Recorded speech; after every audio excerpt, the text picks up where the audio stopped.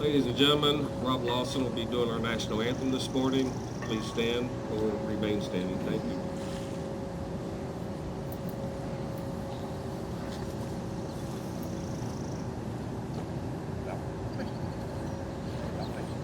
Oh, say, can you see by the dawn's early light what so proudly we hailed at the twilight's last gleam, whose broad stripes and bright stars through the perilous fight o'er the ramparts we watched were so gallantly streamed, and the rocket's red glare, the bombs bursting in air, gave proof to the night that our flag was still there.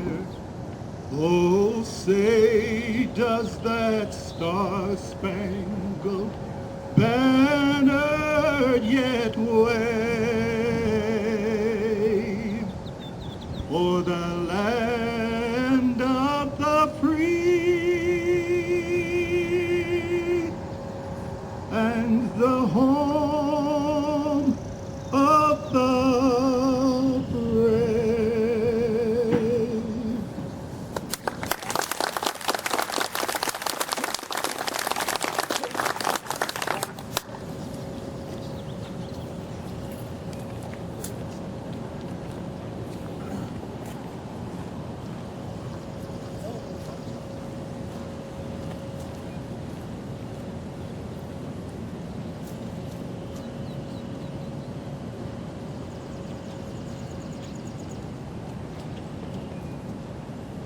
Good morning. Thank you for attending today's ceremony.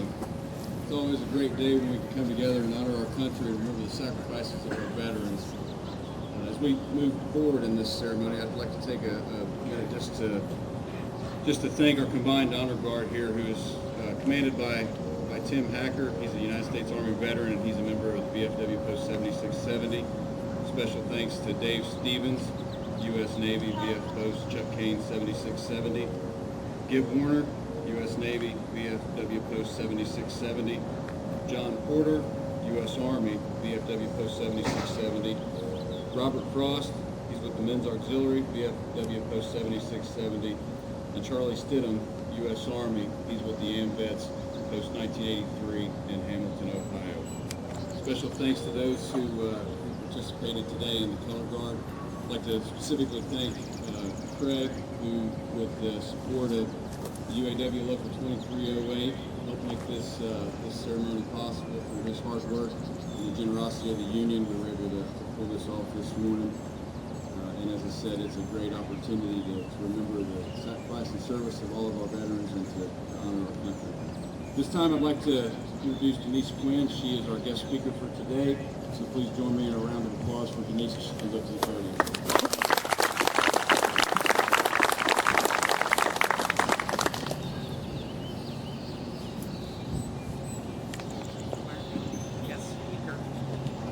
Well, we must have done something right because the sun came out just as we had planned it for today, so nice job there.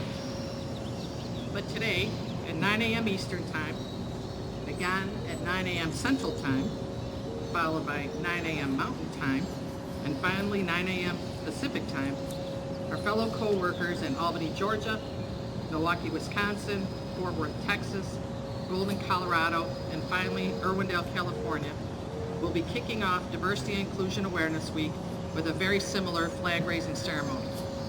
Now, I might be a bit biased, but I'm going to say that ours is at a level just a bit above what the others will be, thanks to a lot of folks who I'll recognize at the end of our ceremony. Given the long-standing success of our UAW Veterans Committee, and now with the collaboration with the Trenton MCVG, the MillerCoors Veterans Group, ERG, inclusion of a ceremony tied to our veterans, those with us and those no longer with us, as well as our military serving today, was one of the first things to be considered for Diversity and Inclusion Week. But as most of you know, we have a number of other events planned this week to support other ERGs, like MillerCoors Silent by bringing in a lunch and learn with a sign language instructor, the Trenton Multicultural ERG with a Cinco de Mayo cultural cuisine luncheon at the end of the week, and other events planned not only this week but also later in the year. All of these in support of the company theme of driving growth through inclusion. MillerCoors has been on an interesting journey as it relates to diversity and inclusion. We began with awareness, which was perhaps more about compliance and definitely less strategic.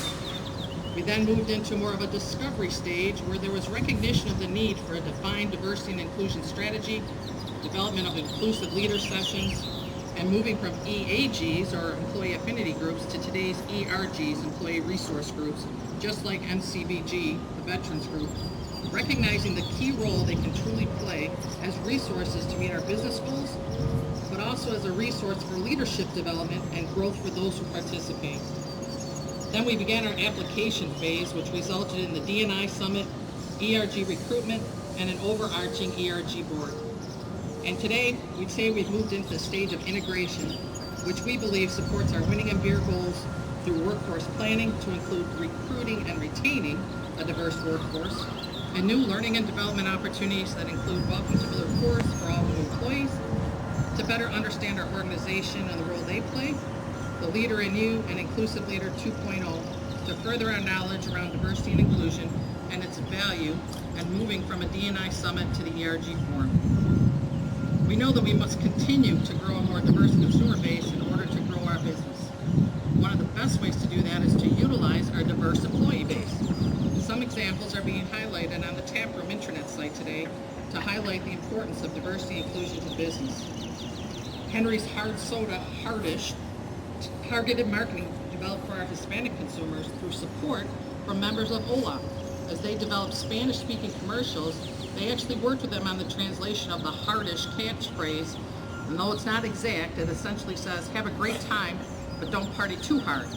Certainly supporting the Hardish campaign and responsible consumption, one of our key values.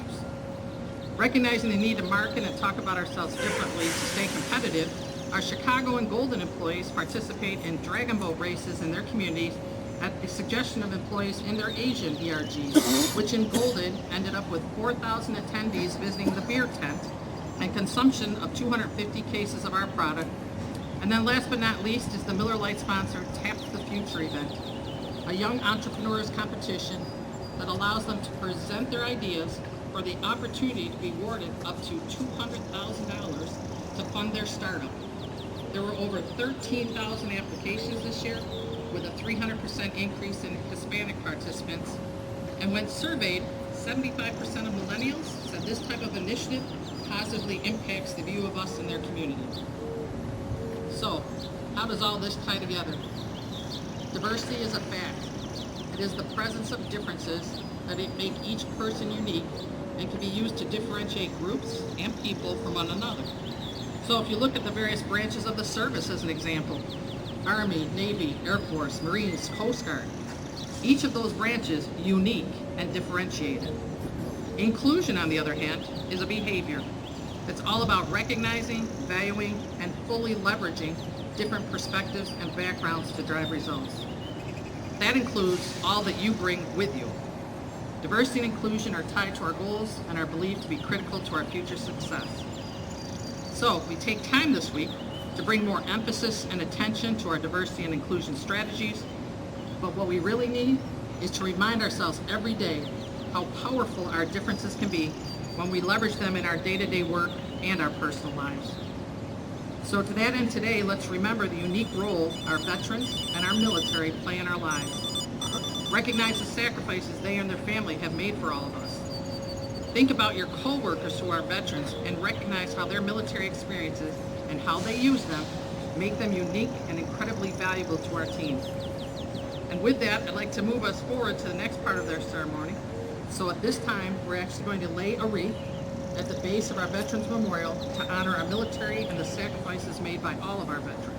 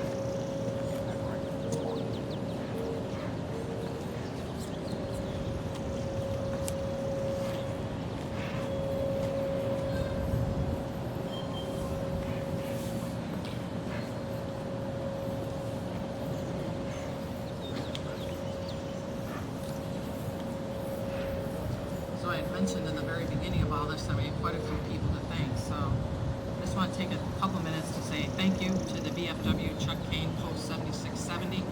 They're in Overpeck. U.S. Army and Vets Post 1983, Hamilton. Our friends and neighbors just down the street from the Army Reserve Center, housing the 706th Transportation Company and the 365th and 559th Transportation Detachments. Rob Lawson for his presentation of the National Anthem. Our Trenton ERGs, in particular our Trenton MCBG. And of course, UAW Local 2308 Veterans Committee. And more specifically, really, Craig Agee and Mark Messerschmidt for all that they did to help bring the ceremony together today. This has been, in my opinion, the best kickoff to Diversity Inclusion Week that we've ever presented.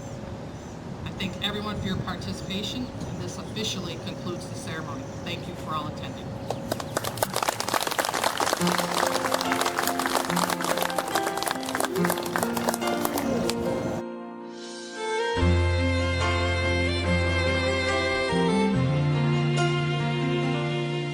If tomorrow all the things were gone, I'd work for all my life, and I had to start again with just my children and my wife. I thank my lucky stars to be living here today, 'cause the flag still stands for freedom, and they can't take that away. And I'm proud to be an American, where at least I know I'm free.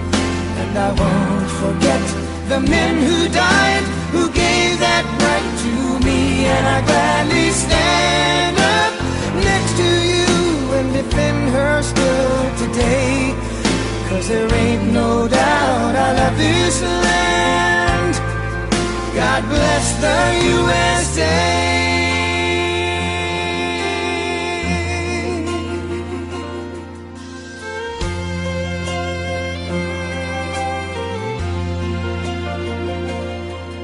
From the lakes of Minnesota to the hills of Tennessee, across the plains of Texas, from sea to shining sea, from Detroit down to Houston and New York to LA. Well, there's pride in every American heart, and it's time we stand and say